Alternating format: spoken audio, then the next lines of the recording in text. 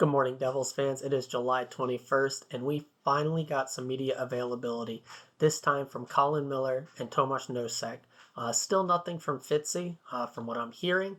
We still have our hands in the pot looking for another goalie, and until the decision is made that we are staying with what we have or we do acquire one, he will not be doing a media availability until that time. So, what did we hear from Colin and Tomas? I did watch Colin's first, and there's actually some similarities between the two, but also some key differences. Colin Miller was sent over in a trade, while Tomas Nosek signed here as a free agent. So there's a bit of a different dynamic that goes on between the two of those. But that being said, they had a lot of the same things to say. So I'm going to kind of just start by going over each of their interviews one at a time, and then I'll kind of tie it all together at the end about those differences and similarities. So, Colin Miller actually found out he was traded while he was at an out of town wedding. He was surprised to have been traded from Dallas, but I don't think it was anything too crazy. Dallas was looking to fix their cap situation. Not that Miller's making all that much, but they're a very cap tight team, would be how I would put it. And with him being healthy scratched in the end of their playoff run, he seemed to just be the odd guy out. And we saw the opportunity to jump on that, getting him for essentially free with a years out fifth round pick. So low risk, high reward type of deal for us. But once although he was surprised to have been traded, once he saw it was to New Jersey, he was very excited seeing what we have built there and the bright future that is ahead. So, being a Western team, he didn't play against us too much, but he does know we play with speed, create lots of opportunity in transition off of that, and have some highly skilled forwards. So he is looking to transition that puck up to them and just really generate that offense coming through out of transition, out of the back end, which is an area that he strives in. He self-described himself as a very competitive player. I would assume most of these guys do. And feels like over his career he has rounded out his game overall quite well. You'll notice if you listen to a lot of these interviews, it's nothing too in-depth. Usually, you got the handful of guys in the NHL that actually will give really good answers, but for the most part, especially when there's language barriers involved, it's pretty cut and dry. So I do try to read between the lines a little bit, whether it's through just their expressions, body language when answering a question, or the words that they do choose to use, because those is where it can be quite telling. For these two, it was fairly straightforward, nothing too crazy. But you get a little bit of insight, and I'm here to cover everything Devils. So for those of you that tune in for this stuff, I'm going to give you every bit of information that I can, sound bites that I find to be important, and my thoughts on them. So talking a little bit more about his past, he said that there was injuries and otherwise that prevented him from having full years. But last year it felt great getting basically a full season under his belt. Played, I believe it was like 78, 79 games last season. So it shows that while he in the past has had some issues, he can play a full season now without the wear and tear really taking him out of the game, especially in his career having a good amount of playoff experience. So he will be on a third line role here. He's not going to have as much time as ice, very likely, as he did in Dallas. So I don't really have any concerns in that area, obviously, outside of just the NHL's the NHL and guys get injured. For people he does know on the team, he played against Dougie a whole bunch in the OHL, but has never actually played with him. So is excited to be teammates with someone of that caliber. He is former teammates with Hala and Lazar. They're actually quite good buddies, as are all of their wives. So from what I hear, and we've talked about this before with Hala and Lazar, the wives are very happy to have this group together. And happy wife, happy life. Got a good home life going on. Wife has friends and isn't just moving. Usually a lot of the time you go to a new team, a new area, you don't know anybody, especially the family doesn't know anybody at all. And they're not traveling with the team and having lunches and dinners and drinks out with the guys. They're home, whether it's taking care of the kids or taking care of their own personal business or jobs if they are working. They just can sometimes struggle in a new area finding their fit and niche. So it's really good that, their wives are all good friends already. Hala's already been established here. Lazar's kind of getting there. And it just kind of makes it as an easier transition. for Ms. Miller. I believe they're married as well. So as far as his impact, more like in the locker room or in practice, for being a leader and mentor for the younger D-men, he said that he played a similar role while he was in Buffalo, while they were a younger team. Says it's always fun mixing it up with the younger guys, brings a youthful exuberance to the team. But when talking specifically about, say, Luke, he said Luke's going to be just fine. He watched actually a little bit of Luke's games at the end of the season last year, and he has no concerns at all that Luke is going to absolutely thrive in the NHL environment. As far as bringing his playoff experience in, he said, and you're going to hear about the same thing from Nosek, it's just playing your game, getting your contributions from the entire lineup. Sees us as a team that can do that. From top to bottom, all 4 forward lines, all 3 defensive lines, we are flush in talent and have the ability to just roll lines and just bury teams with that depth. He has spoken with Lindy, nothing about his deployment or usage. We very rarely ever hear about how a guy is going to be utilized in these type of situations, yet the question does keep getting asked.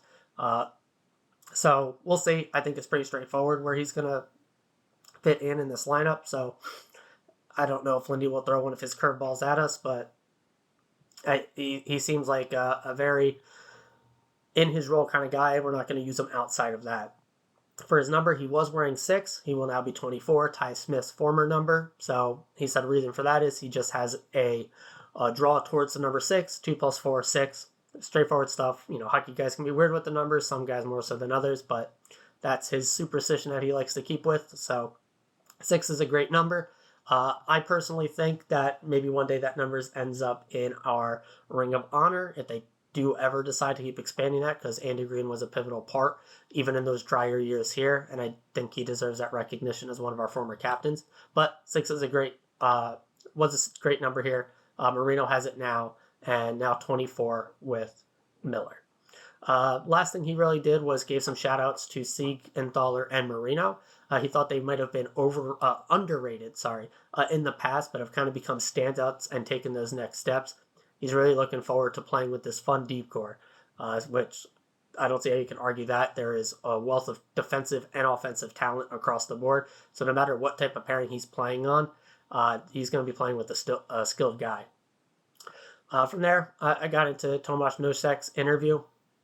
A little bit meatier. Miller was just kind of caught off guard. This wasn't his choice to come here. He's obviously very happy to be here and be on a team on such an upswing. But again, it wasn't his choice to do so. And typically guys don't, unless they ask for it, they would prefer to just stay where they were. Much easier on them and the family. But they always make the most of those situations. However, a little bit different with Nosek, who did choose to come here for the most part. As he did say, he would have preferred to stay in Boston because it would have been easier on his children. He has 2 young ones. So from the sounds of it, it seems like Boston had no interest in his returning. They didn't really reach out from my little bit of reading between the lines. So he started talking to other teams, multiple other teams he was talking to. But as that process moved on, there's a long free agency process for him, much longer than he would have wished. It was a stressful process, especially when trying to think about what was best for his family.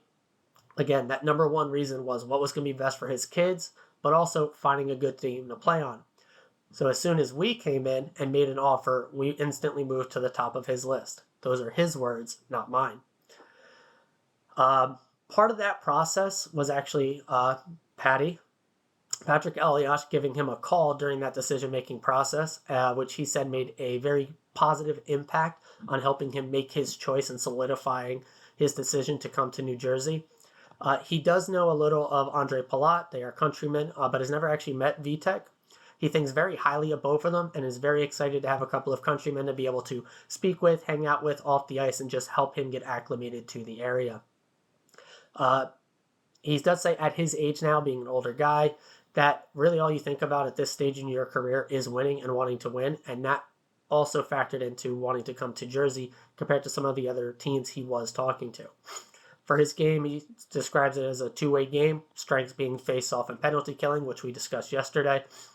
He's there really to supplement the team in any way he can. Thinks he can step in at any spot at any point in the game if some guys need some rest at that. but his absolute pillars, as he said, was those face-offs, penalty killing, and defensive zone starts. Same thing from Nosek as we heard from Miller. As you get older, it's about that winning, but he said his process has changed and it's a lot more of a mental preparation now and just trusting your game. You don't want to change anything as you move through the season, especially as you get into playoffs.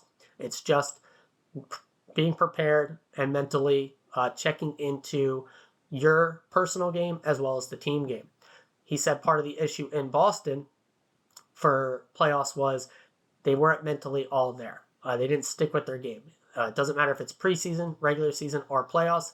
Trust and stick with your game personally and as a team. He said he did speak with Tom, Lindy, Andre, our equipment manager, Chris, and actually a lot more guys. He felt bad that he couldn't sit there and name all of them, but he didn't want to make it known that he felt the love of everyone reaching out and talking to him.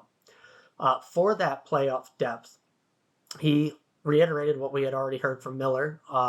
You need a strong four lines. The game is getting faster, and so you need a fast four lines and all of them to be quick. And he thinks he can bring that. So I've seen some concern on social media of the Devils getting slower, at least maybe in straight line speed. It's hard to argue that we did not get slower. We lost Lloyd, Boqvist. So, across the board, we probably are straight line speed slower. But if the guys are better in the system and it's a quicker thought process and gameplay, I think that is much more valuable bringing these type of guys in. He does feel comfortable playing all three forward positions. He did start his career as a winger, but he highly, highly, highly prefers playing center. And I think that is the plan 100% for him playing here. And as far as his number goes, he's not sure he's sticking with 92. That's what he asked to keep. He's just waiting for approval on that. So kind of as I was talking about through here and comparing the two, said a lot of the same things. You need a deep, full lineup, all four forward lines, all three defensive pairings, be able to roll all of those throughout an entire game, and you want to stick with your game, whether that's regular season, playoffs, or whatever. Both of these veteran guys, both with playoff experience, depth guys for sure, but usually they're the ones that have to grind and really keep their game going and always adapting to stay in the lineup when you are at that replacement type level. Even if I think both of these guys are slightly above that, they are still, bottom pairing, fourth line guys on this team. So they are going to be fighting tooth and nail to hold on or earn those spots. For the difference between getting traded to a team versus picking it in free agency, both of them have 1 year left on their contracts. So they're going to be fighting to prove that they want to stay here or at least try and show themselves for a contract next year if it's not with us. But as Tom has done with everyone, basically everyone that we've brought in, as long as they're willing to take a cap hit friendly deal that is going to fit into what we are building here, we're going to sell you on New Jersey. We're going to sell you on this team. And if you fit that mold, we will gladly have you back. And I could possibly see these guys ending up maybe not on a Hall of 3-year deal, but those short-term deals, if they earn that spot long-term enough to stick here. As we have cap flexibility, we are going to constantly be improving this team year in and year out, whether that's trade deadline or off-season where Tom prefers to do his work. And I think these two are great additions for this season, and we'll see how they meld with the team and our system as far as looking forward to their future here. That's really going to cover it for today's episode. We've actually had a few days in a row with some new content coming out, so we'll see what today brings. Anything new, I will be here tomorrow morning to talk about it with you guys. So I hope you have a great rest of your day. Let's go Devils.